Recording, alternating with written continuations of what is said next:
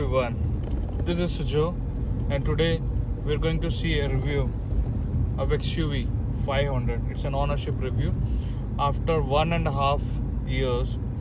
So in total, I have completed 32,000 kilometers. Share you the positive things about this car. I'll share the maintenance cost. Car was Desire diesel model and VDI. Then my second car was S-Cross. जैसे आप देख सकते हैं कि ये road थोड़ा सा of road है. देयर इज नो टार. इससे XUV का रिव्यू है. XUV का रिव्यू अगर ऑफ रोड पे नहीं लिया जाए तो उसमें मज़ा नहीं आए.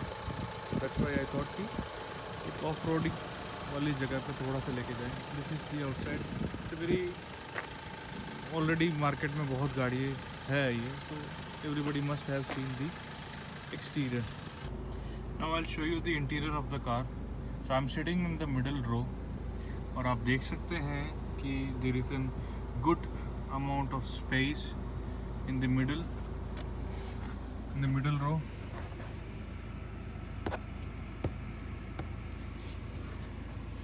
There is a good leg room.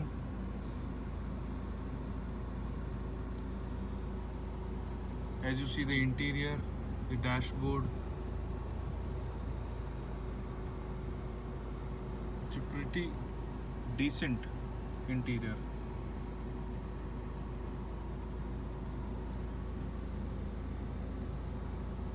Seat रखेंगे. There is pretty decent space है.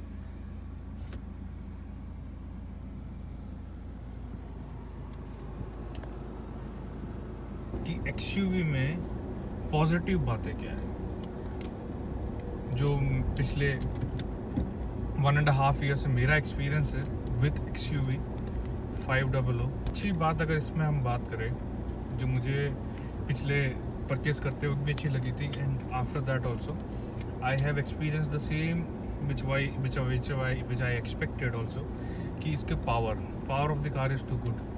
सो 155 bhp and 360 Newton of torque is there. So ये आपको किसी भी रोड पे लेके जा सकती है. कंप्लीट ऑफ रोडिंग जैसे मैंने आपको पहले बताया था, that you can not experience because it's not. And 4x4 option is also not there for XUV. All wheel drive का ऑप्शन आपको मिलता है. So at least for off roading जो मुझे लगता है कि आपके पास एक अच्छा 4x4 तो एटलीस्ट 4x4 गाड़ी होनी चाहिए. Then only you can experience all the terrains. Space inside the car is good. So पिछले 1.5 साल के अंदर I have only used the last seat twice I think.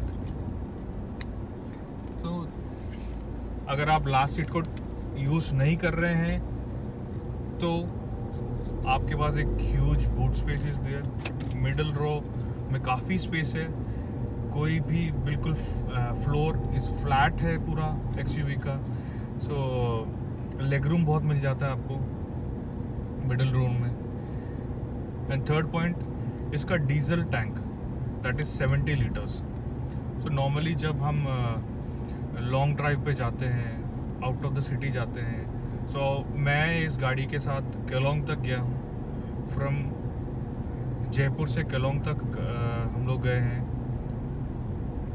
और कुछ ऐसा हाईवे पे you don't feel like stopping everywhere to fill the tank also. Handling of the car even on high speeds on highways, handling is pretty good. Body roll बहुत कम है. High speed से भी body roll कम है. So that is also one of the good things. ये गाड़ी पूरी like stock car I am talking about. Hardly any modification has been done. Only I have installed the fog lamps and rear view camera जो W7 model के साथ नहीं आता है. That also I did from the showroom. Drive comfort,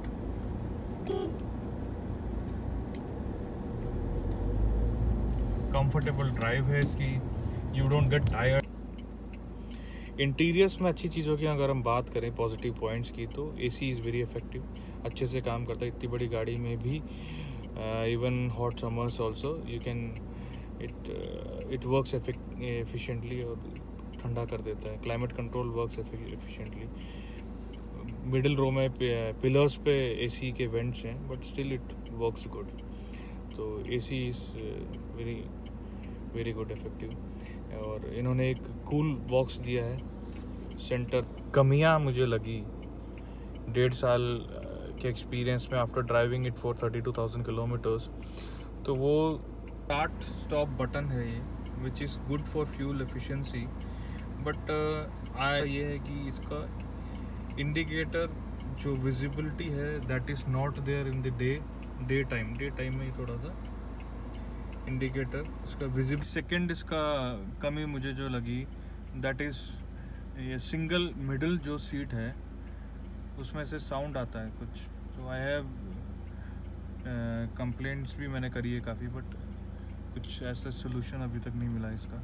single seat से कुछ loose kind of that metal sound कुछ आता है। That is the second. Third अगर हम बात करें तो एक महिंद्रा की जो गाड़ियाँ हैं उनका क्लच थोड़ा सा डीप रहता है। So when you are using it for the first time, आप जब पहली बार चलाते हैं महिंद्रा की गाड़ी को, तो जो थोड़ा सा आपका नॉर्मल जो लेग पोजीशन है वो स्ट्रेट रहता है, तो it touches that steering rod के वहाँ पे एक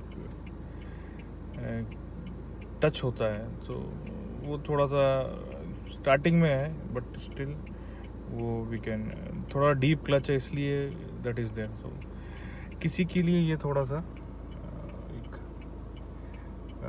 कमी हो सकती है। तो स्टार्टिंग में मेरे को था, इसलिए आई थॉट कि आई विल शेयर, और अभी तो यूज्ड टू हो जाते हैं। और अब मैं आपसे एक चीज़ शेयर करूँगा, दैट इज़ सबका कंसर्न एक रहता है कि when you are buying such a big car या कोई भी एसयूवी खरीदते वक्त हमारे दिमाग में एक चीज़ रहती है कि इसका मेंटेनेंस कॉस्ट कितना रहेगा, सर्विस कैसे होती है, what is the expense which will be there for servicing. So I will share that also.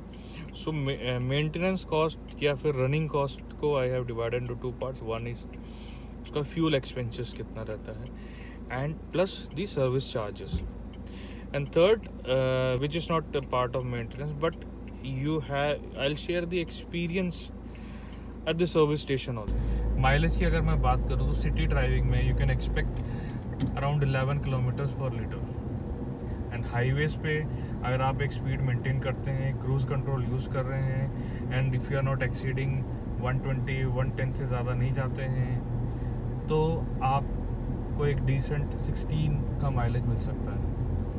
So considering the cost of the diesel, let's say 79 अगर हम डीजल की कॉस्ट लेते हैं, एंड हाईवे प्लस सिटी दोनों को हम मिला के एवरेज हम लेते हैं कि 13, जो कि आप ले सकते हैं 13 किलोमीटर्स एवरेज जिसका माइलेज आता है।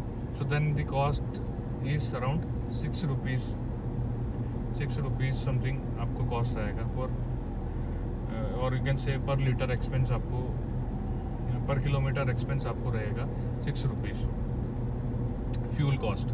Then if you talk about the service charges,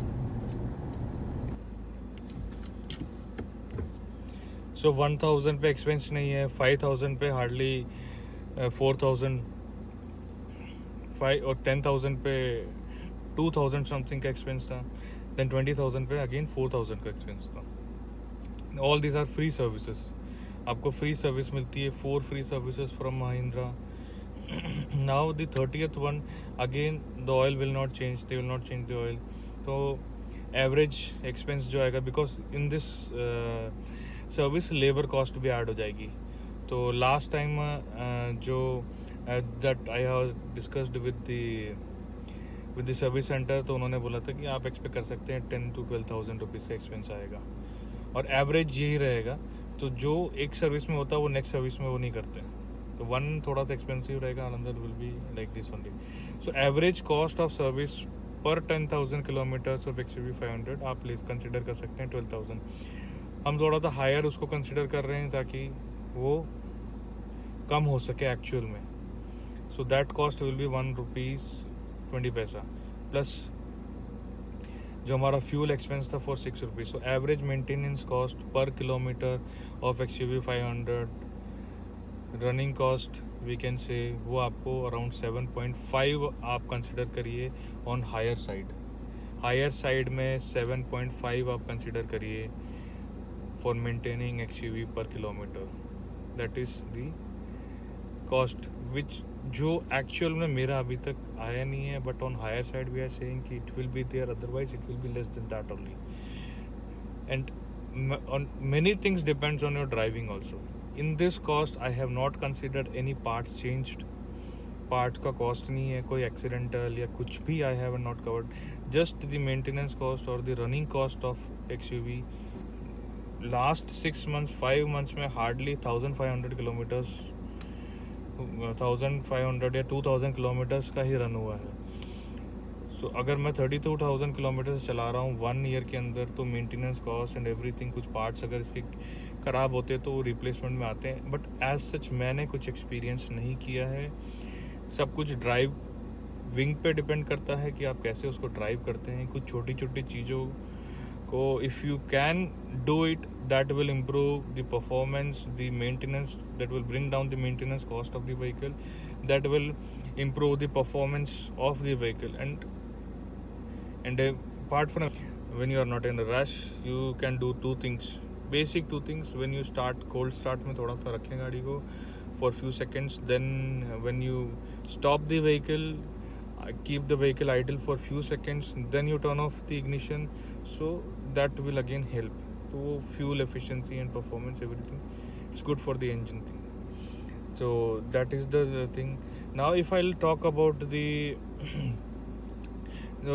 about my experience with Mahindra, make a call for booking, so they'll assign it to one relationship manager. वो फिर आपको, ये मैं जयपुर का एक्सपीरियंस आपको बता रहा हूँ. So I have purchase this vehicle, service Jaipur से हुई है. तो असाइन करते हैं, then you talk, he calls and you fix up the appointment. Pickup drop facilities also there. तो इनिशियली कुछ इश्यूज़ थे गाड़ी में, तो I will share that also. Initially left pulling का इशू था, गाड़ी लेफ़्ट पुल होती थी. तो earlier I thought it's an alignment issue, but visit किया तो सर्विस मैनेजर ही सेड कि will check it out. So it took 2-3 visits to rectify. Now it's almost kind of 99% it's gone. So it's not 100%, but some 98-99% it's gone. Then one issue I had with the wiper. So left wiper, जो बड़ा wiper है you can से, तो उसमें थोड़ा issues थे. So it took 1 or 2 visits. So अभी तक मैंने I have utilize pick and drop का फैसिलिटी फॉर वंस, बिकॉज कुछ इश्यूज थे. तो आई थॉट कि I will personally go and I will try to explain, because I am the only one who is driving. तो betterly I specifically मैं उनको बता पाऊँगा. So that's why I visited I used it for once pick and drop. So that is also good, not an issue in that. Then ये 2 issues थे वो हो गए. और if you talk about the facilities in Mahindra का जो customer launch, everything that is good. So that has been improved. So वो एक better है. Only thing the people are good there. They are good. They talk nicely. Everything is good. The only issue is अगर थोड़ा सा improve हो सके technical part में, like 1 visit में अगर ये रिजॉल्व हो सके इश्यूज तो अच्छा है.